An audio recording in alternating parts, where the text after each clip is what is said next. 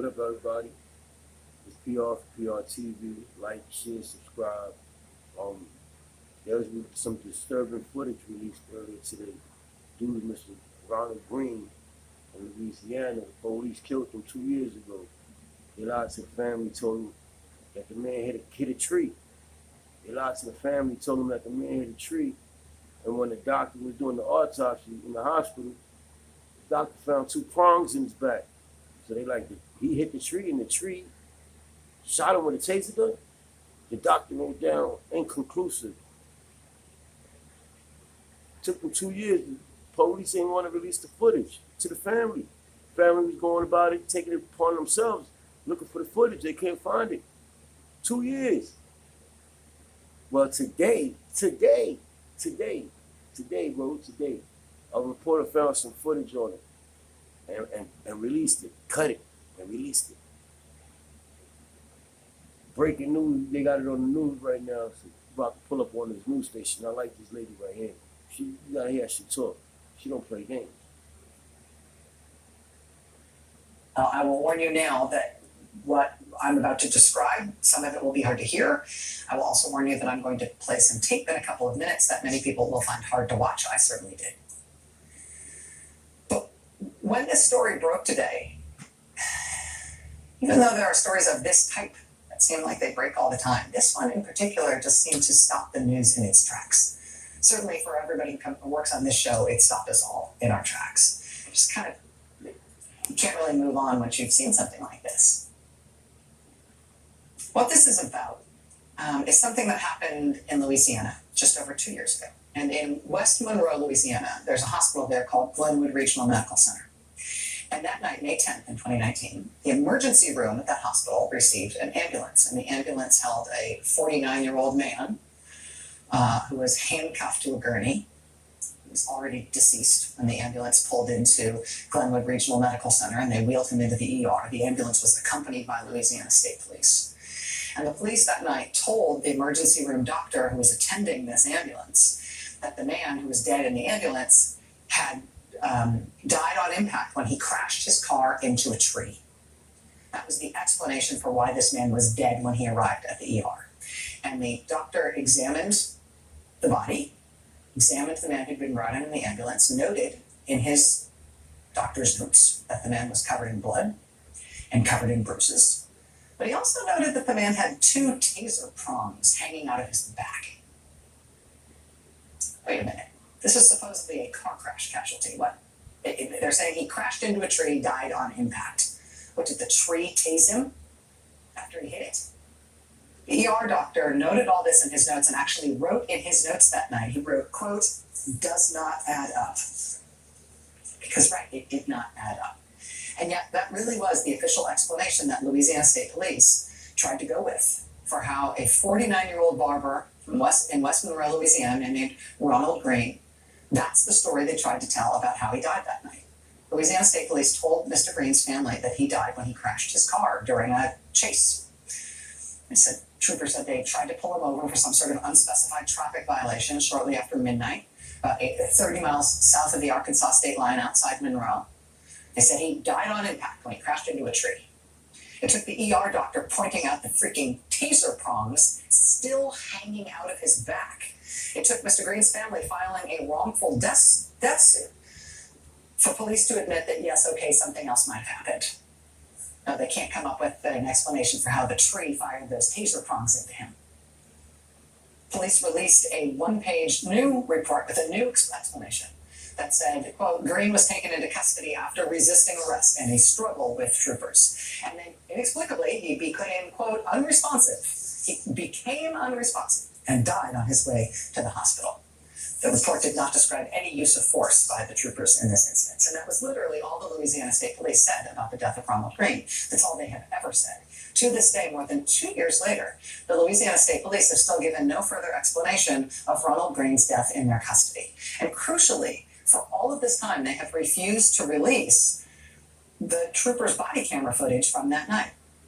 It took 474 days after Mr. Green died for the state police to even open an internal investigation into what happened. And that was only when their hand was forced. Summer of protests over the police murder of George Floyd in Minneapolis had put the spotlight back on cases like Mr. Green's. Perhaps more presciently, in terms of seeing what impact it might have, Mr. Green's family also took the radical step of releasing graphic photos to the public in an effort to demonstrate to the public that the police explanation of what killed Ronald Green was a ridiculous explanation. They released photos of the condition of the body when they received it. They showed deep bruises, deep cuts to Ronald Green's face and scalp. They also showed his vehicle. They released a photo of his vehicle. It's the car he'd been driving the night that he died. Showed that the car was only mildly damaged. The airbags hadn't deployed. This was not a car that had been involved in a major crash that had mortally wounded its driver. In the midst of all of this, the Justice Department announced that it had opened a civil rights investigation into Ronald Green's death. Can you imagine how bad a case has to look for the Trump Justice Department to open a civil rights investigation? Really? Did they even do that? And still, the Louisiana State Police would not say anything else about Ronald Green's death. Wouldn't release the body cam footage, wouldn't afford any further explanation of what happened. Last September, they finally decided to fire one of the officers that was involved in Mr. Green's death, although they would not say why they were firing him. Tragically, that officer died in a single vehicle car crash just hours after he was told that he was fired.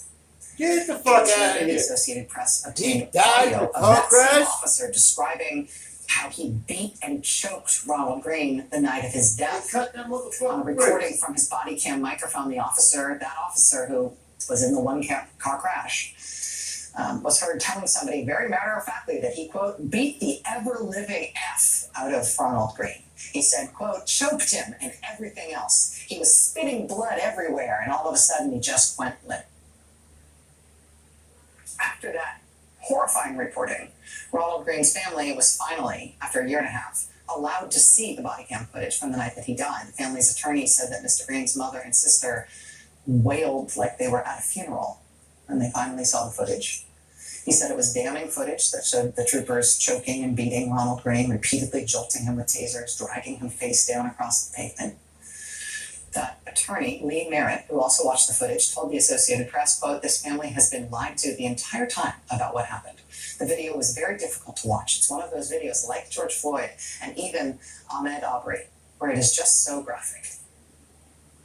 Well, today what happened is that today we learned to our collective horror that the attorney for the Green family was right when he described it that way. Because today the Associated Press obtained and published edited excerpts from the Louisiana State Troopers body cam footage from the night that Ronald Green died. And I'll tell you that this stopped the news today for a reason. I want to show you some of what the AP published today. As I said, it is not a pleasure to watch. That is a grave understatement. It is disturbing to watch. Want to drop the smoke? And the nightmarish nature of the video of this incident is compounded by how long all of this was kept secret, how blatantly state troopers lied about what really happened.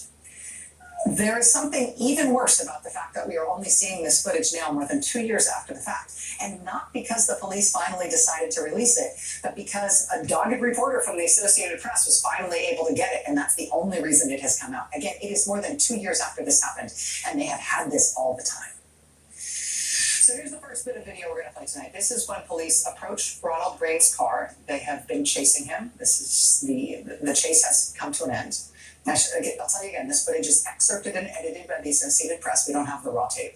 The full footage they obtained is 46 minutes long. They say there's long stretches where Mr. Green is not on camera. The trooper whose body camera footage it is appears to cut the microphone off about halfway through. That makes it hard to discern what's going on in some moments. We don't have footage from other troopers at the scene. The AP itself is cautioning that it can be difficult to piece together what's happening at all times. But in some of it, it's clear. Like in this clip where police first approach Ronald Green's car, it certainly appears that he is not resisting and in fact is pleading with the troopers. Let me see you. Let me see you. Give me your mother. I got you. Come here, mother. I got you. Okay. Oh, Lord Jesus. Oh, Lord.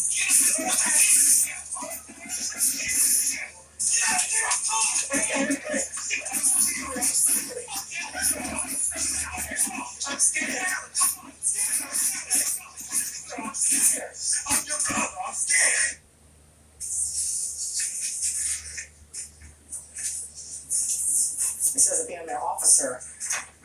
I'm scared. I'm your brother. I'm scared.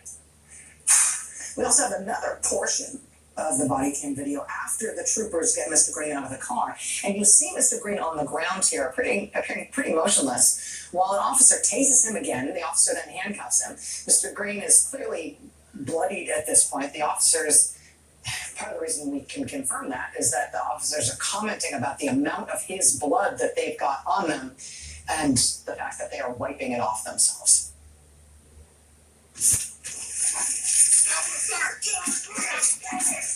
Go ahead, take it.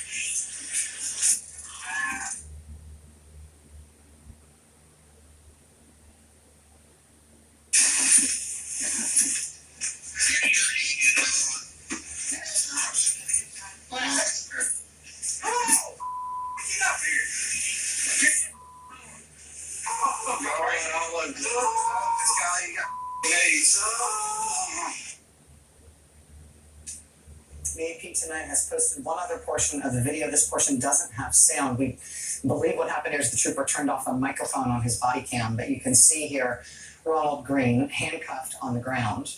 The AP reports that later, after a several minute stretch in which Ronald Green is not seen on camera, he appears again limp, unresponsive, bleeding from his head, bleeding from his face. And he's then loaded onto an ambulance gurney. His arm is cuffed to the bed rail. But here what you will see is an officer putting leg shackles on him. And then I'm not going to show you this part, but what you can see in part of this video is the officer dragging Mr. Green by those leg shackles across the ground face down. Again, his handcuffs are on him behind his back. His legs are shackled. He is face down and limp, and they are dragging him by the leg shackles face down across the ground.